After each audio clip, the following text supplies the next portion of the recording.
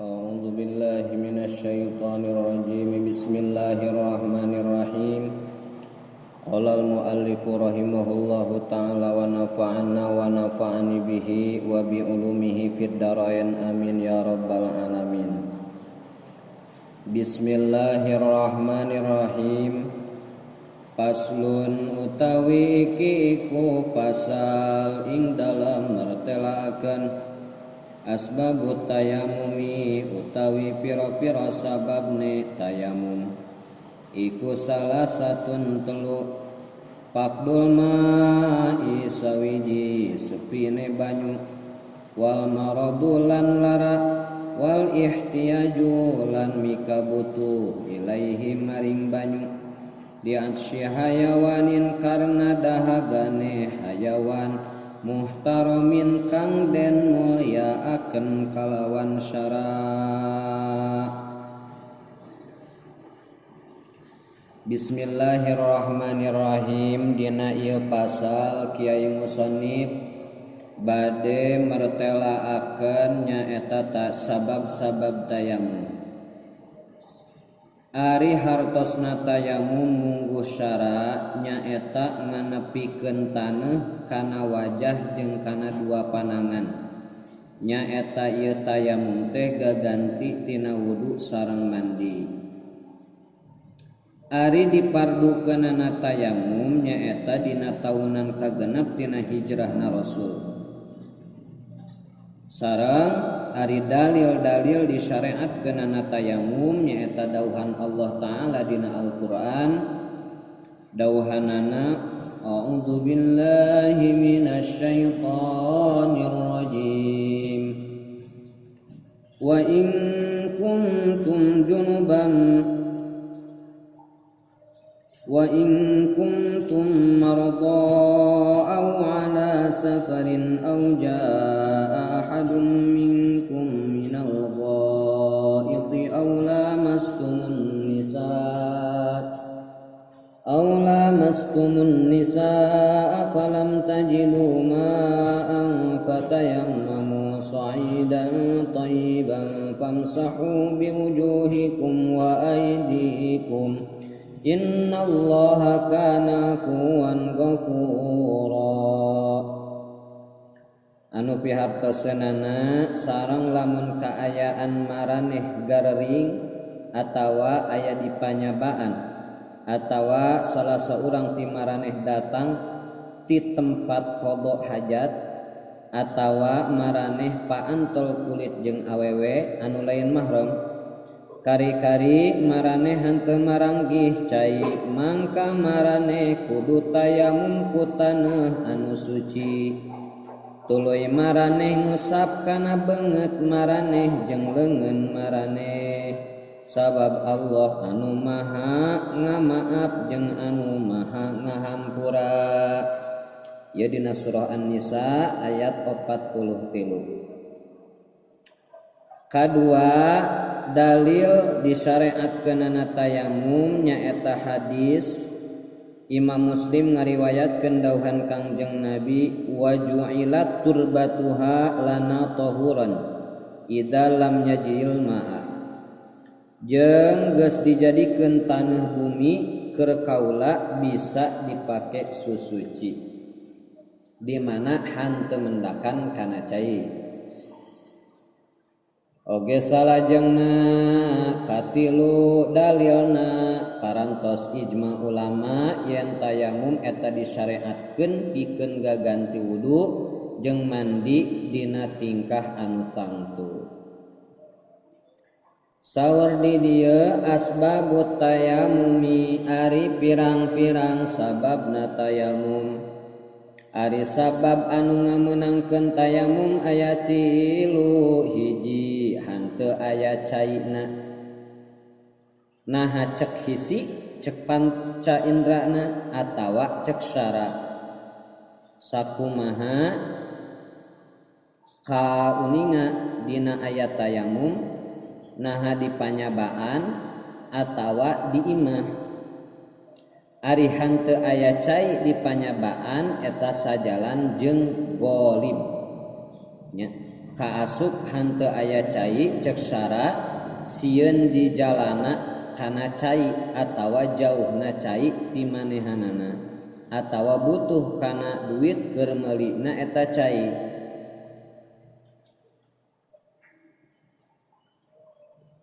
Aya caina tapi khusus ieu cai keur nginum. Kangjeng Nabi ngadawuh ka jalma anu hanteu milu salat kusabab manehna kakeunaan hadas janabah bari hanteu aya cai keur mandi. Saur Kangjeng Nabi, alaika bis-sa'id fa innahu yakfika. Maneh misti ngagunakeun taneuh sanyanyana taneuh eta cukup keur ngabersihkeun maneh. Riwayat Imam Al-Bukhari sareng Imam Muslim.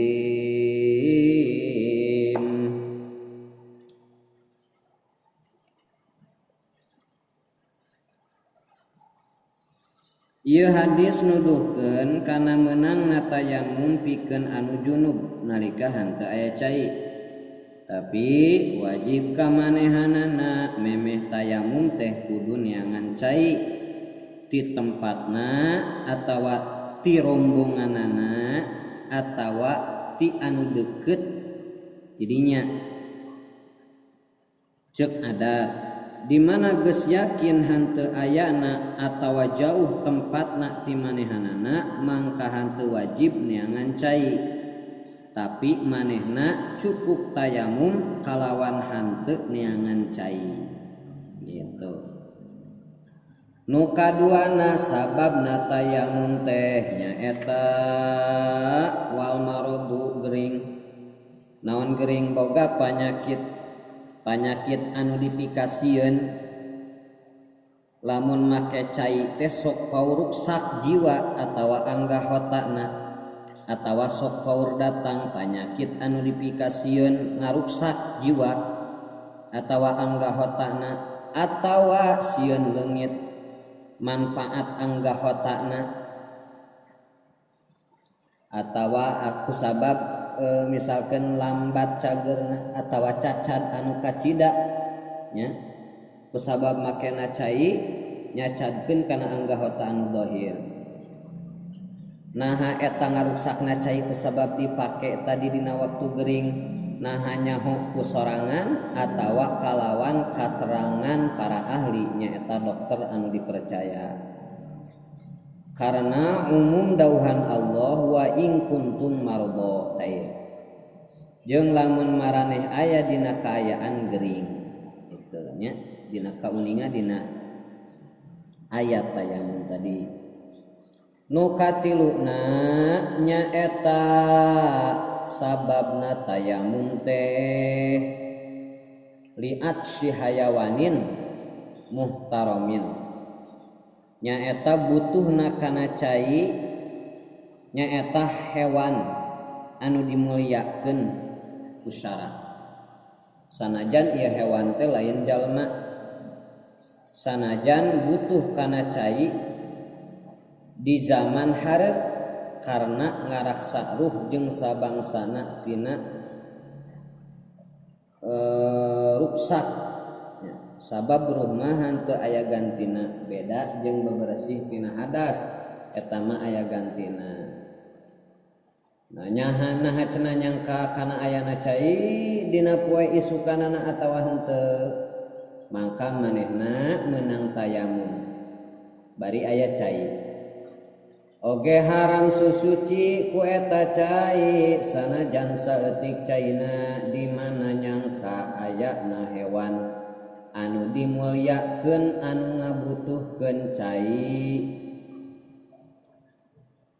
Oge salajengna kaluar kalawan qaid muhtaram hewan anu henteu dimulyakeun. Nyaeta aya hewan anu dimulyakeun ku syara aya hewan anu teu dimulyakeun ku syara. Ghairul muhtarami cek di dieu utawi liyane hewan kang den mulyaakeun kalawan syara iku sitatun 6 tariku sholati sawiji wong kang tinggal salat wazanil musonu lan wong kang zinah kang muson wal murtadu lan kang murtad wal kafirul harabiyu lan kafir bangsa musuh wal kalbul akuru lan anjing kang galak wal hinziru lan celeng. Saur di dieu ari hewan anu henteu dimulyakeun ku sara eta aya genep. Mana cenah anu genep teh tina hewan anu teu dimulyakeun ku sara? Hiji jalma anu ninggalkeun kana salat. Jalma anu tinggal salat fardu ku sabab ingkar kana wajibna salat. Padahal manehanana geus akil balik. Eta jalma kafir sabab ingkar kana perkara anu geus maklum tina urusan agama kalawan pasti kalawan pertela. Maka berlaku kamanehanana hukum jalma murtad. Jalma murtad wajib dititah tobat lamun embung tobat mangka Rasul ngadawuh man baddala dinahu faqtuluhu saha jalma anu ngaganti agamana nyaeta kaluar tina agama Islam mangka bunuh cenah kumarane. Ya hadis riwayat Imam Al-Bukhari. Anu ngalaksanakeunana nyaeta seorang sareng dawuhanana al ahdul ladzi bainana wa bainahumus shalat paman tarakaha faqad kafara ari perjanjian antara urang jeung antara kaum kafir nyaeta salat saha jalma anu tinggal salat mangka sanyanyana manehna geus kafir. Ieu riwayat Imam Ahmad jeung ashabus sunan. Ku ulama Imam Syafi'i, Abu Hanifah jeung Imam Malik ieu hadis dimahmulkeun ka jalma anu ingkar kana wajibna salat.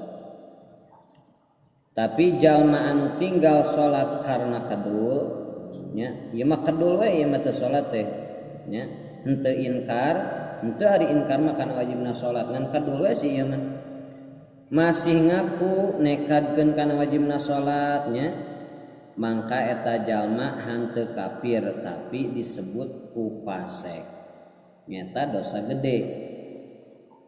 Oge kudu dititah tobat ari tobatna nyaeta sina salat.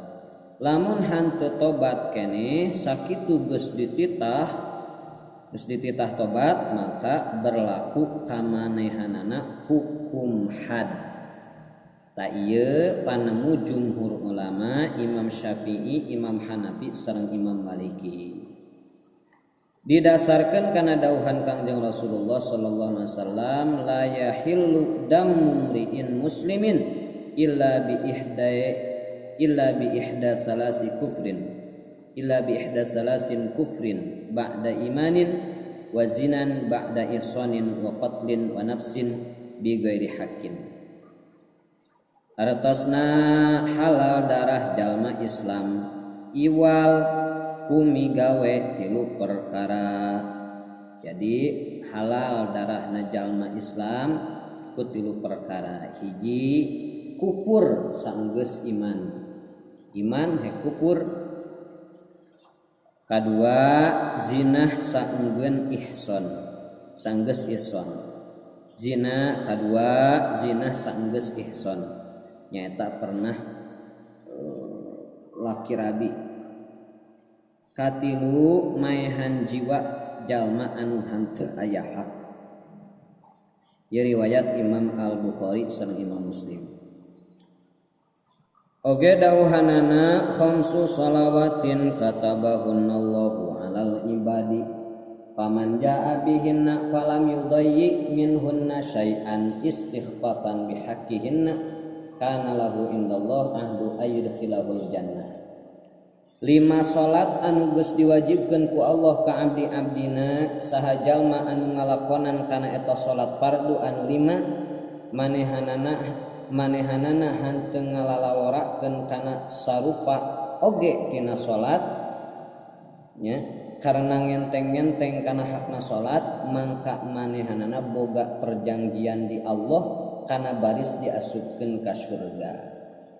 Jadi lima salat anu geus diwajibkeun ka hiji jalma saha jalma anu ngalakonanana kana salat fardu anu 5 nya mangka Allah mere hak ka eta jalma, maka Allah mere perjanjian jeung eta jalma baris diasupkeun kana surga.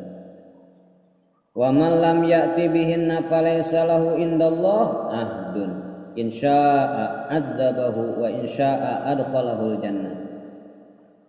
Tapi cenah jalma anu hanteu ngalaksanakeun kana eta salat fardu anu 5 mangka manehna hanteu boga perjanjian di Allah.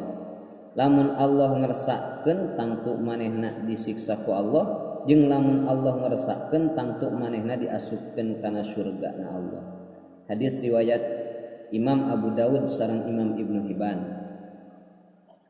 Ieu hiji dalil yen jalma anu tinggal salat ku sabab kedul bari nekadkeun kana wajibna salat eta hanteu kafir ngan dosa gede.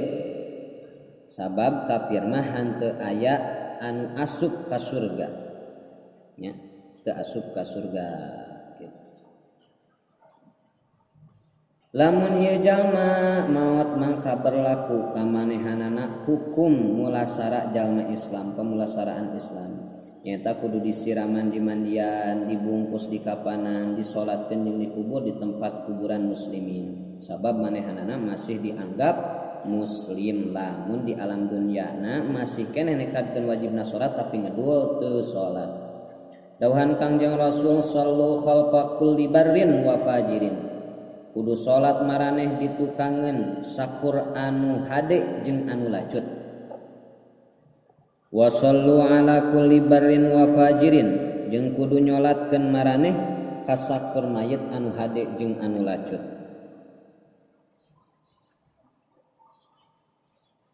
Nyata lacut teh kedul ibadahna. Wajahidu ma'a kulli barrin wa fajirin jeung kudu berjuang maraneh babarengan jeung jalma anu hade jeung anu lacut. Riwayat Imam Ad-Daraqutni jeung Imam Al-Baihaqi.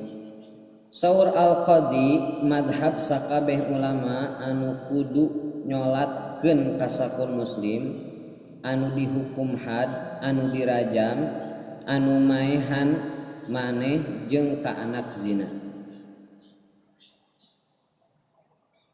Saur Al-Qadi madhab sakabeh ulama eta kudu nyolatkeun ka sakur jalma muslim anu dihukum had, anu dirajam, anu maehan maneh jeung ka anak zina. Ieu hukum didasarkeun kana hadis Nabi sallu ala sahibikum. Kudu nyolatkeun maraneh ka batur maraneh nya anu boga hutang. Ieu riwayat Imam Al-Bukhari. Salajengna nu kaduana nyaeta hewan anu teu dimulyakeun ku syarat teh jalma anu zinah muhson. Sakur-sakur keterangan hadis tadi wazinan ba'da ihsanin anu pertama disebutkeun jeung jinah saenggeus ihsan pernah laki rabi nya ihsan. Ari syarat ihsan aya 4. Hiji baleg, kadua boga akal, katilu merdeka, kaopat fungsi jima dina nikah anu sah. Lain fungsi zina, fungsi jima dina nikah anu sah.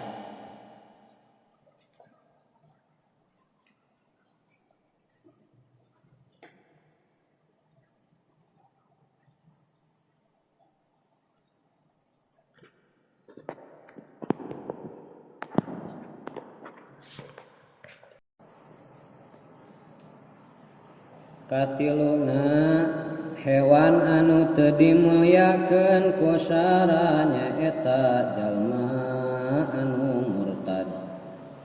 Jalma anu megatkeun Islam ku ucapan, ku pagawean jeung iktikad anu matak murtad. jalma murtad kudu balik deui pada harita kana Islam kalawan ngecapkeun dua kalimah syahadatain. Lamun manehanana hanteu tobat wajib dititah tobat jeung hanteu ditarima ti manehna iwal Islam atawa dibunuh. Ari nu ngalaksanakeunana nyaeta imam dauhan Kangjeng Rasul man badala dinahu faqtuluhu tadi tos disebutkeun nya.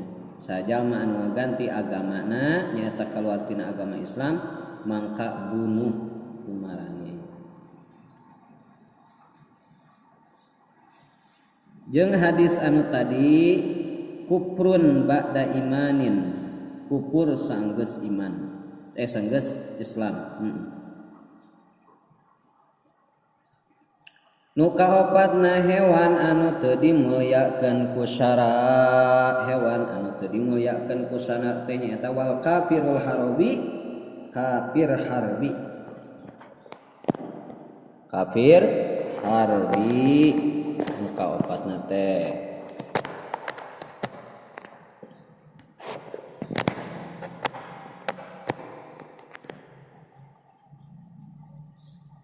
nyaeta kafir anu hanteu boga perjanjian damai jeung muslim.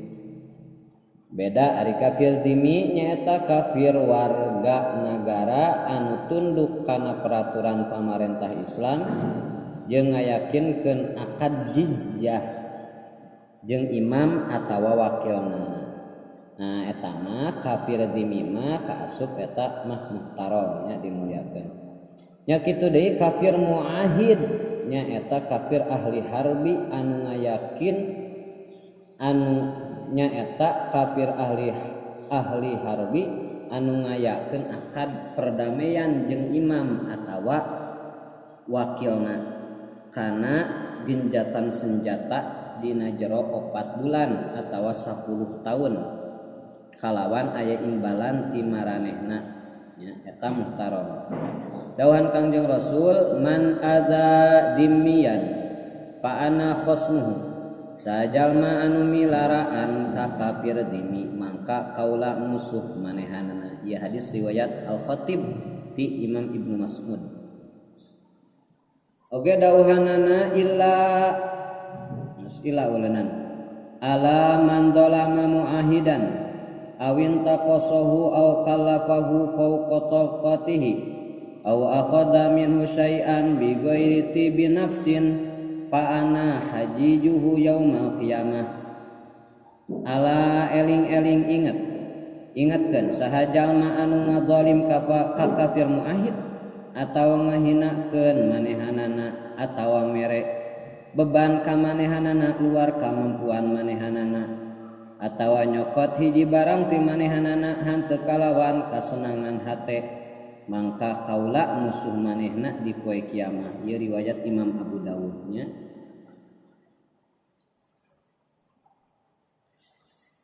Ari nu kalimana nu kasub kana hewan anu goer muhtaram anu teu dimulyakeun ku syariat ku syara nyaeta anjing anu galak. Diterangkeun dina hadis Imam Al-Bukhari sareng Imam Muslim dawuhan Kangjeng Rasul khamsun minad dawab kulluhunna fawasikun yuktalna fil hilli wal haram al-ghurab wal hid'atu wal aqrabu wal faqratu wal qalbul aqul. Hartosna 5 tina 1 hewan kabeh pasek kaluar tina hukum anu sejen ku sababna ruksak dibunuh di tanah halal jeung di tanah haram. Hiji nyaeta gagak ghurab, kadua heulang, 3 kalajengking, 4 pakroh beurit, nu kalimana anjing galak nya nu kalimana anjing galak, kagenepna wal hinjir nya eta celeng bagong. Haram dina lisan sakabeh nabi jeung sunnat dipayahanana galak atawa hanteu. Bagong mah haram dina lisan sakabeh nabi jeung sunnah di payahanana galak atawa hanteuna gitu nya. Jadi sabab tayamum aya 3 nyaeta nu kahiji daya cai, nu kadua karena gering, nu katilu karena mika butuhna hewan kana eta cai. Kitu nya hewan anu dimulyakeun ku syara. Kaluar tina hewan anu teu dimulyakeun ku syara nyaeta hewan anu teu dimulyakeun ku syara aya 6. Hiji tariku salat tah jalma anu ninggalkeun kana salat, kadua zinah nukson, katilu murtad, kaopat kafil harbi, kalima anjing galak, kagenepna bagong. Jadi jalma anu tinggal kana salat eta disajajarkeun kana guer muhtarom jeung anjing bagong. Mudah-mudahan aya manfaatna. Sakumaha disebutkeun dina dom Sundana.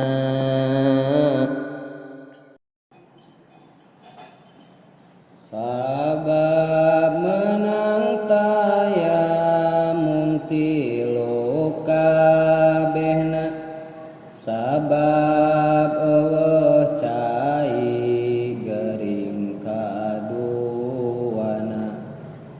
aya cai tapi banget dibutuhkeun pikeun hewan anu ku syara dimulyakeun. Hayawan nu ku syara teu dimulyakeun dipaehan oge hanteu diharamkeun. Aya ganep tinggal salat kahijina, rejeung zinah muson anu kaduana, kafir murtad kafir musuh kaopatna, anjing galak bagong anu kagenepna. Wallahu a'lam bishawab.